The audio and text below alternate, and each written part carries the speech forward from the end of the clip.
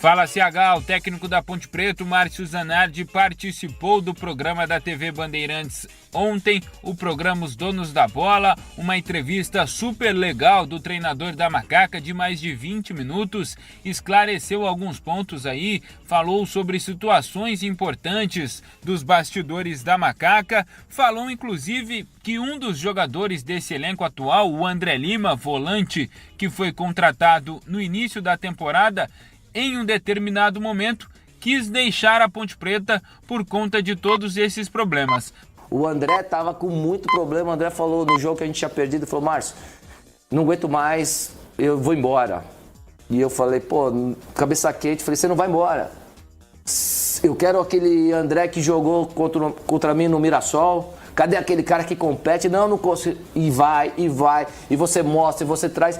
Ele fez uma baita partida contra o Atlético. Jogou muito. E aí hoje, no vídeo de hoje, nós mostramos, olha aí, ó. Porque eu mostro os erros, mas eu também mostro as coisas boas que eles fazem. Então, eles acreditam muito em mim, na minha comissão, no nosso trabalho, que é o que eu posso controlar. Então, esses caras são líderes e assim, zero problema. Saiu, não adianta você gostar de mim jogando.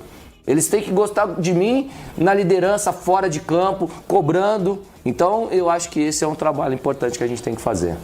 Se por um lado é uma boa notícia que o Zanardi conseguiu segurar o André Lima, por outro lado, tem jogadores que foram contratados nesta janela, mas já estão deixando a Macaca. No total foram 11 contratações feitas pelo Departamento de Futebol para a sequência do Campeonato Brasileiro da Série B, porém, 2 deles já deixaram a Ponte Preta. O atacante João Neto, de 23 anos, assim também como Enzo Bauer, meia que pertence ao Santos, viria para a Ponte Preta por empréstimo. Ambos atletas não vão seguir na Ponte Preta. E a situação sobre o Alex Nascimento, zagueiro também, que pertence ao Santos e está emprestado à Macaca. O Alex Nascimento sofreu uma lesão nos treinamentos, mas já está se recuperando, já deu início ao processo de transição física. E fora as dispensas do Enzo Bauer e também do João Neto, outros jogadores foram liberados.